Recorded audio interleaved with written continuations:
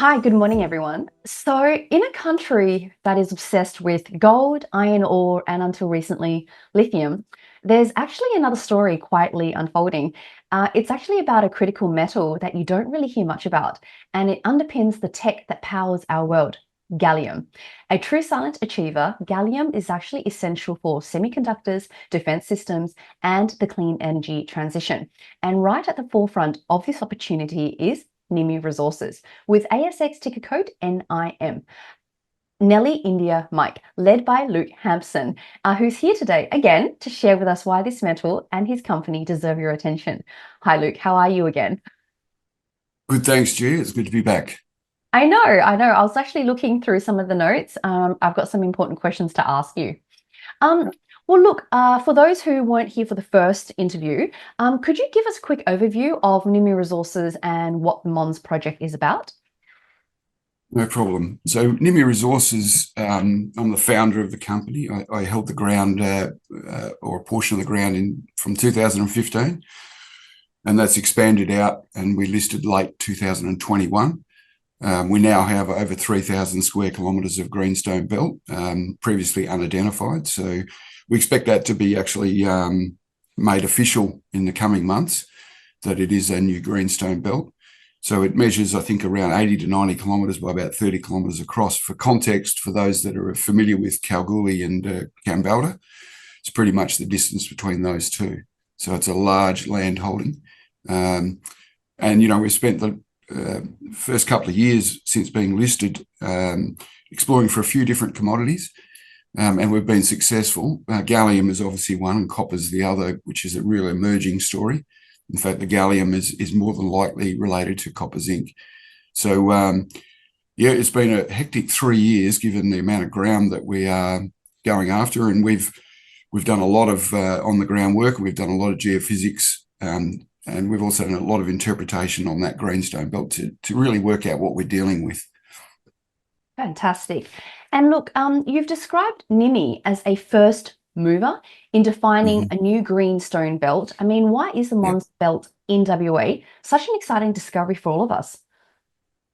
Well, Greenstone Belt discoveries, and especially recognition of them. I was talking to Christian, who's one of our directors, the other day, and he was saying it's at least 20 years since one was identified and officially registered, if you like, or mapped. So it is quite a big thing. It is strange. We're only 370 kilometres northeast of Perth. So it's about a 4-hour drive, just over 4 hours to get there. And bitumen roads for the most part. The last bit of it is, you're on gravel, and then you're through the state barrier fence and into vacant Crown land, which is where we sit.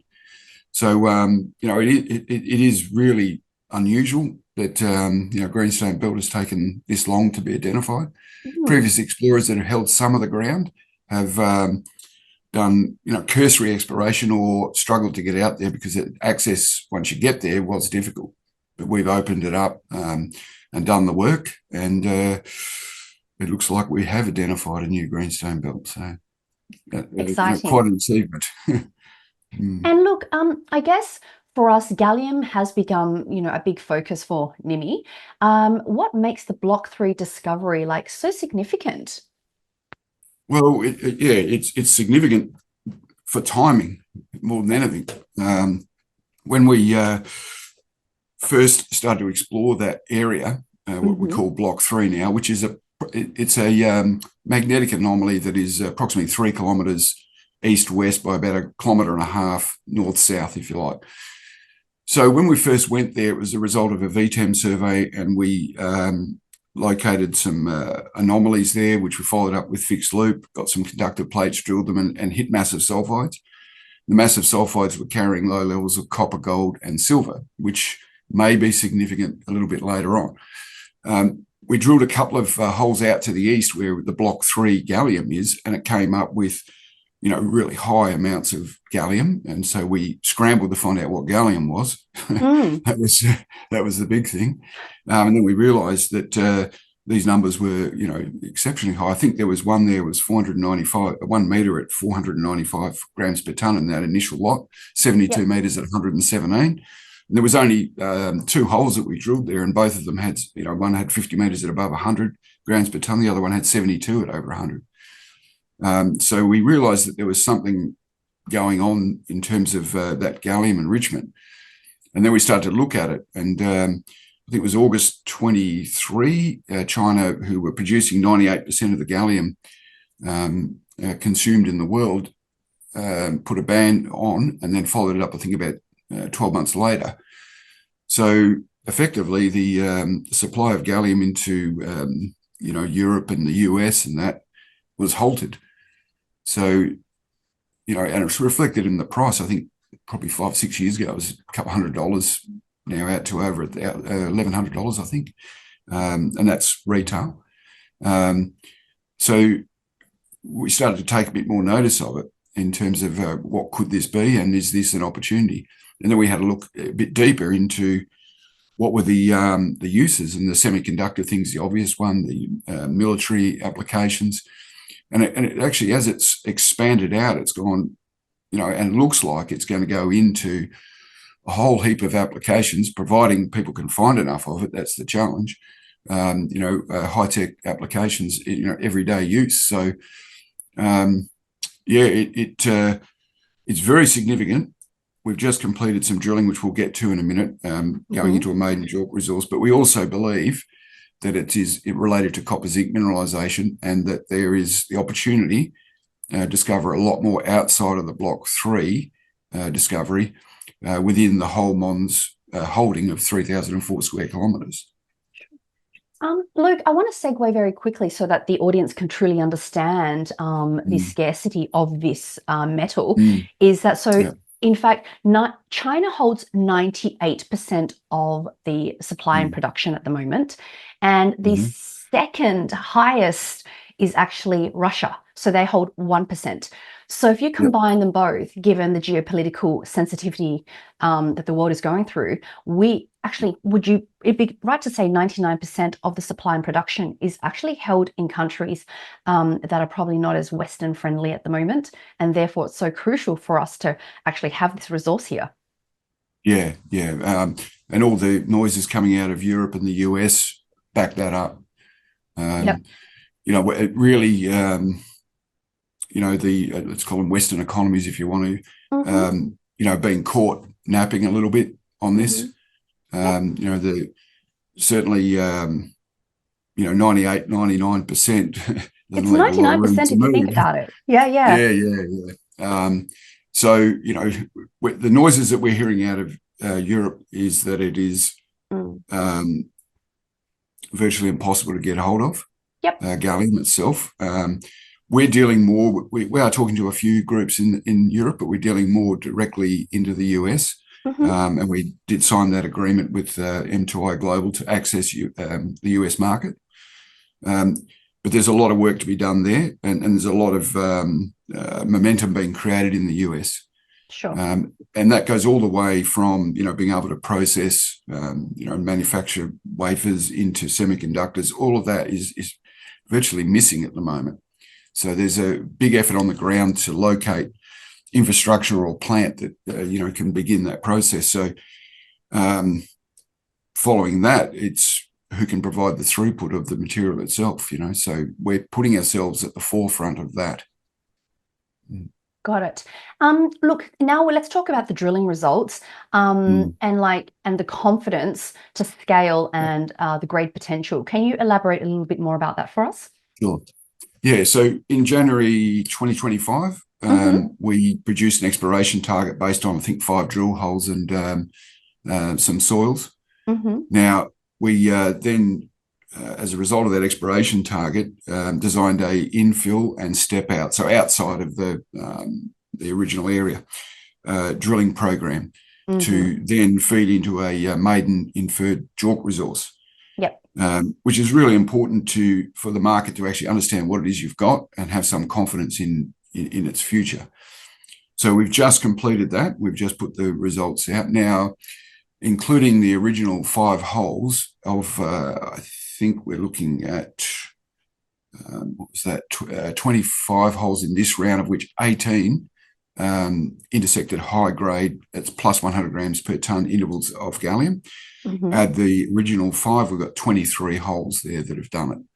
So we're, over the moon, if you like, with the result that we've got. That's what you hope for. And the other important bit of that is that, some of the high grade is at the very extent of those drill patterns. So it's open.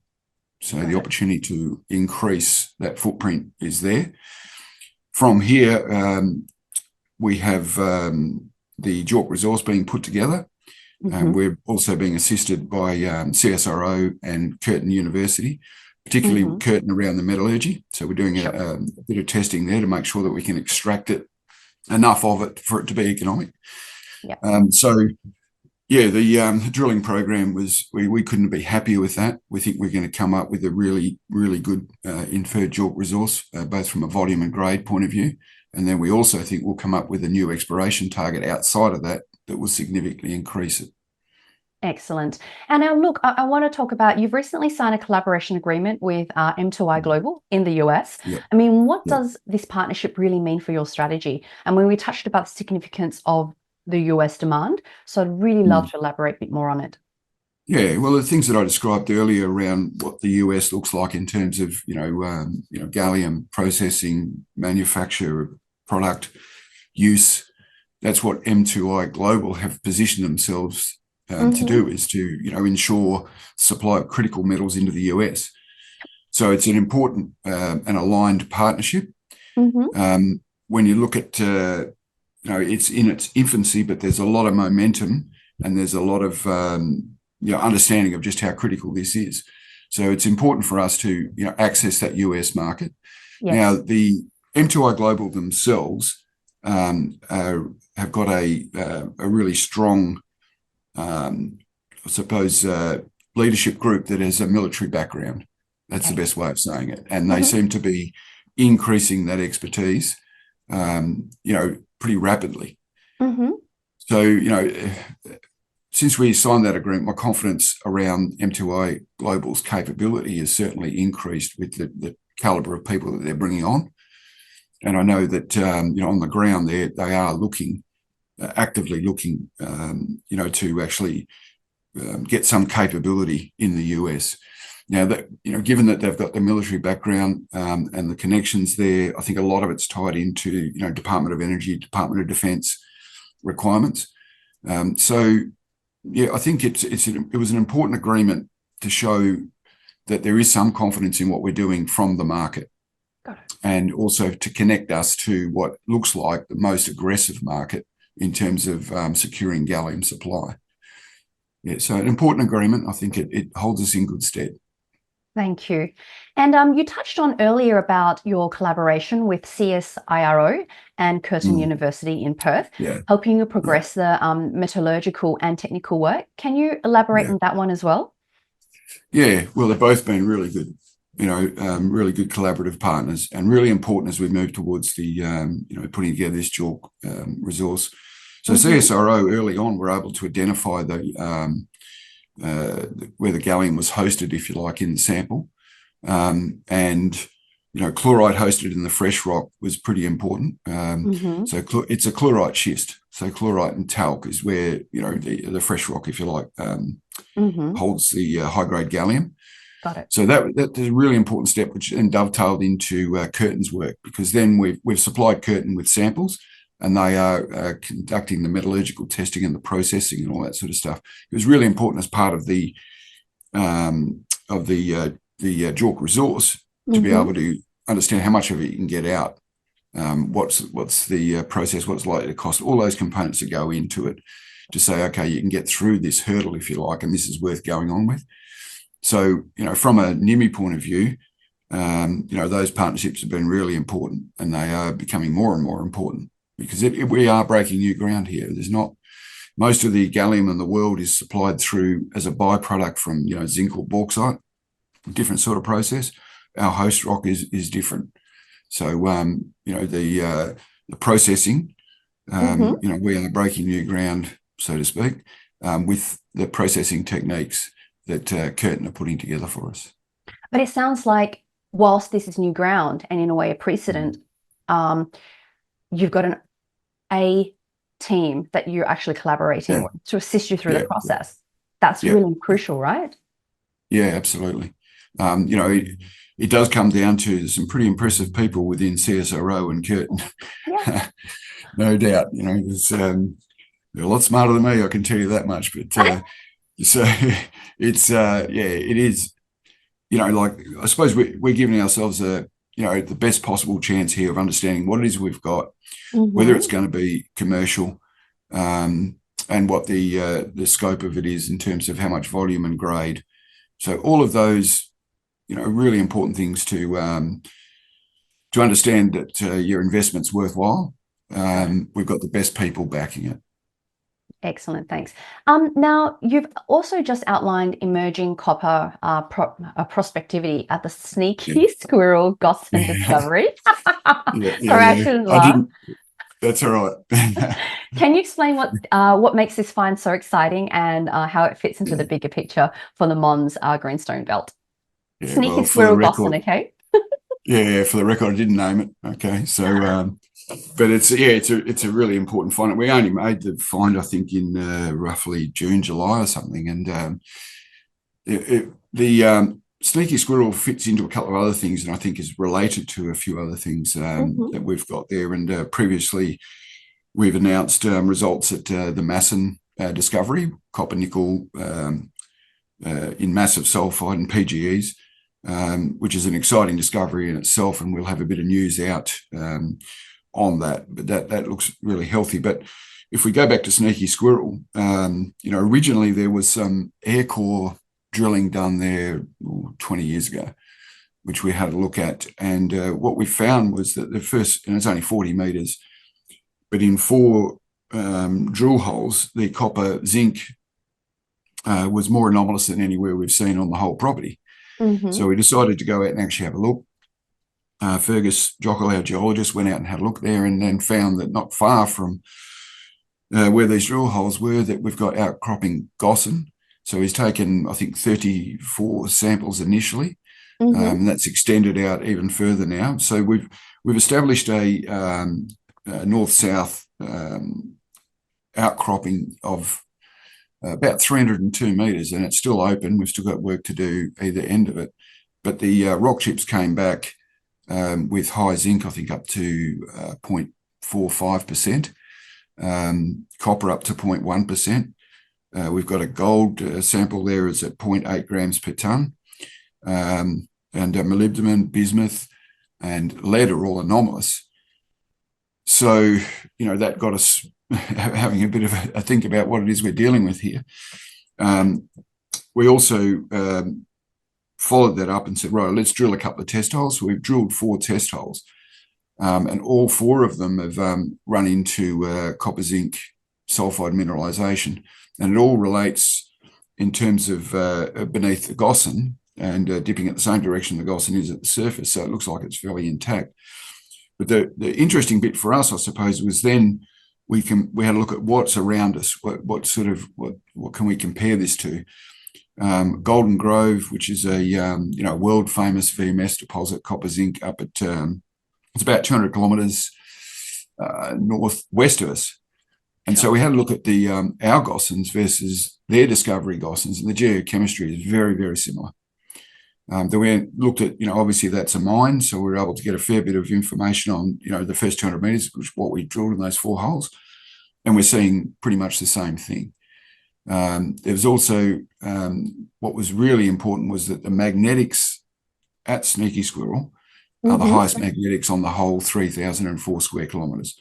Yep. Now, why that's important is that the copper massive sulfides at Gossan Hill are contained within a magnetite, high mag magnetite anomaly. So having that high mag there gives us a bit of a head start on where we should be looking for copper massive sulfides. So we will now do a magnetic survey, whether it's drone or fixed wing, over that area and a long strike, it's about 3 kilometres of strike, and try and pick out where the high mag areas are, because they'll become fairly obvious targets to go after copper. Sure. It is behaving very much like Gossan Hill. So it's a really exciting find for us. And the fact that we actually got 0.8 grams per tonne gold, it's in a quartz vein about 40 odd metres off the Gossan, was a bit of a highlight too, because, you know, most people have thought that area should have gold, you know, the Mons project should have gold. And this is the first real solid indication that there may be gold there. But copper's the prize. And that, again, relates to the Masson discovery, which, you know, is still going pretty well. And then we've got Vera's Gossan, similar type geochemistry, which is, you know, north of Sneaky Squirrel, and it is directly west of Masson. And that had highly anomalous Gossan samples as well. We've done some fixed loop over that, and we've picked up some pretty exciting anomalies under it. So the copper story is really building. And we go back to the gallium, you know, we were in that block 3 area because we're looking for Copper-Zinc. And we have got Copper-Zinc sulfides in some of those holes where the gallium is. So we think it's related. So we're looking at a gallium copper explorer at this point in time. Did you ever think this would be how Nimy would play out? No, because when we started, right, we were in the south, and the south was we've got big, thick komatiite, komatiites there hosting nickel, and, you know, we had some drill holes when we first started there, you know, 500 meters of nickel, if you like, low grade, and we would still be looking for the sulfide traps, if you like, there. Nickel went the other way, and then we moved ourselves up into the north. So we expected more of the same up in the north, to be honest, potentially with some gold in that. But when we did the VTEM survey, which was 2,417 line kilometres, and it popped up with around 240 anomalies, we've drilled 2 of those, and we've hit massive sulfides in both of them. Right. So, you know, the extent of what could be up there is, you know, it's huge, really. No, I didn't think Copper-Zinc. I didn't think magmatic copper-nickel either, but it's there. And I certainly didn't think gallium, right? But I suppose it's a Greenstone Belt. Possibilities are endless. You know, we've had, at Block 3 West, we've also had an interval there at 0.58% rare earths. So, you know, that may be interesting in the context of how we build out the resource at Block 3. And we'd published that, I think, probably a year and a half ago. So that's, look, it's a, you know, it's a 90, was it 80 or 90 by 30 kilometre Greenstone Belt. It could have anything, you know. It could. But yeah, it has been, you know, certainly the northern part of it has been a real bonus. Got it. Well, look, with the few minutes we have left, I do have 2 more questions for you. Sure. Look, beyond gallium and copper, I think you've touched on it already, but maybe just to summarize, what is the potential do you see across the Mons Belt for nickel, zinc, PGEs and gold? Yeah, well, in that order, definitely the south. You know, if nickel has its day again, we've got big, thick komatiite flows that are more than likely going to have some sort of accumulation of nickel sulfides. And nickel will have its day again. It's just not today. Lithium's a possibility because we have granite on either side. So there's that, what they call the Goldilocks zone on the contact. And we have intersected pegmatites there that, you know, by the, the potassium rubidium ratios you'd call fractionated, so fertile. So that's a possibility. Again, lithium, something for down the track. Rare earth is definitely there. We've had some big hints around the rare earth, including the one at Block 3 West with the 0.58% there. So rare earths is definitely on the table at some point.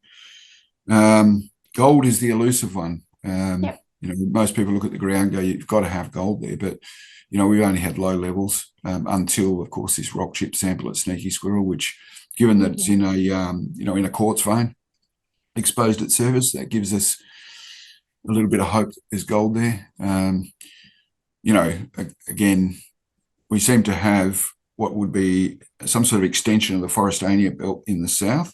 We've got the east-west flexure, which is mainly mafic rock through the middle, where Block 3 is. And then we're getting up into the north, which looks like it's some sort of orthomagmatic, or just magmatic, nickel copper. Sure. Very different to what's going on in the south with the komatiites. Yep. And now we're getting VMS. And VMS tends to pop up in, multiple occurrences. Mm. So there's everything going on there. Our focus is definitely going to be, the gallium and the copper. They're the The two gallium that. and the copper story belongs to Nimy. That's right. Yeah, Got it. and in 20 years' time, when I'm retired, somebody else can drill for lithium and nickel. I think focus is the key, Luke, from what I Mm. can sense, speaking with so many Yeah, CEOs. The critical component is not to chase the resource yeah, that is in vogue, but rather to stay true to yeah, what you envisioned this to be. yeah. Well, you've got to listen to what the ground's telling you as well, and Mm-hmm. we've got two really capable in-house geologists here. Mm-hmm. And they've spent a lot of time pulling this apart from a structural and geological and geochronology. Oh, that's a hard word, isn't it? The geochronology. They're pulling that apart, Yeah. every day. So, what it's telling us is that we're fertile for copper in a couple of different settings. VMS, I think, is going to be the main part of it, given Sneaky Squirrel, Vera's Gossan, and there's something about Masson, we keep hitting massive sulfide mineralisation. The copper's getting better as we go deeper. We're from 90 to 288 metres in a true depth sense, if you like. We're getting the copper's kicking in more and more as we get deeper, and the nickel's dropping out. So there's something happening there. So yeah, the possibilities are endless, but we are focused on bringing this gallium to where it needs to be, to meet, I think, a market that is going to rush at it at some point when people start to realise that, the supply demand, there is no supply. The demand's increasing and there is no supply. So yeah. Absolutely. Look, the final question I have for you, Luke, is just in summary, briefly, what are the key milestones that investors and members and subscribers should really watch out for in the next 6 to 12 months? Yeah. Okay. So we'll start off with gallium. Yep, sure. We'll have the JORC inferred resource out. I think we're looking at towards the end of September. I think that's an absolute milestone, because then you've got some real hard data. Sure. That's been organised in a way that people can understand, and they can see what the opportunity looks like. Great. On the back of that, there'll be an exploration target which extends it out so that people can see what the upside potential is. I think by that time too, we're going to have another couple of gallium targets based on the soils that we're doing. So that's a big milestone there. And then I think, obviously we're having a lot of discussions with people in the US and Europe and all that. And I would expect, given how we're positioning ourselves, and I think we will, from a standalone, at this point standalone, there might be other things in it, but at this point, a standalone gallium inferred resource, that puts us in a really good position to access non-dilutive funding. Sure. Through interested parties, offtake agreements, whatever it might be. And I think that will come. I think we're positioning ourselves really well for that. So I think there's a fair bit of news on the gallium in terms of we've done the work now to put it in perspective as to what it really is, and how it relates to the market. And I think we'll see a fair bit of exciting news on how we connect to that market. The copper, sure.